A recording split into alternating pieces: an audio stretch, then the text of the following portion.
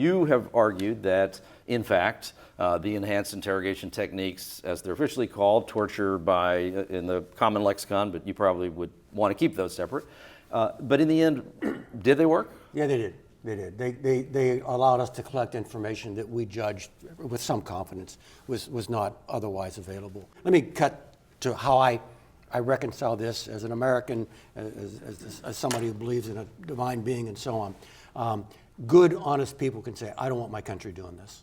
I get that. That's an honorable position. Frankly, it comes out of shared values. All right? I don't want you doing this. And it didn't work anyway. Whoa, slow down.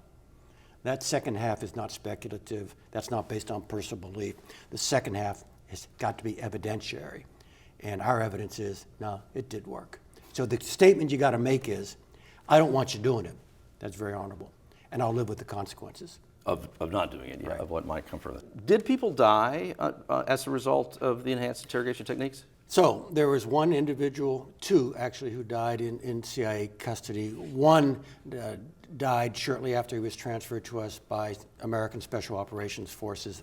No evidence that anything we did contributed to that. It just happened while he was in our custody. The other one was an individual who died at a facility in Afghanistan very early in the conflict. And here, and I'm going to sound, I do have a Catholic education, so I'm going to sound a bit like a Jesuit making distinctions here, all right? One of the reasons we created the program I talk about in the book, which is the Enhanced Interrogation Program, is that agency folks so hosed up the early battlefield captures in Afghanistan. What do you mean by hosed up? I mean, they did not have clear guidance.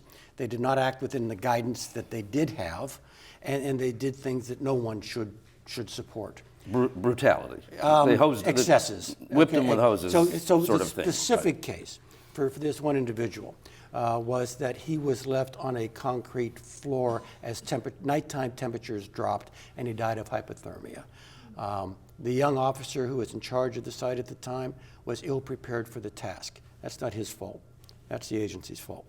And it was because of that melee that the agency kind of said, all right, we got to build a structured program. No more county option out here in the field. And it was the structured program that I talk about in the book, and frankly, which I defend in the way we've just talked about. But we all freely admit that very early on in the battlefield captures, there were things done that we should not have done.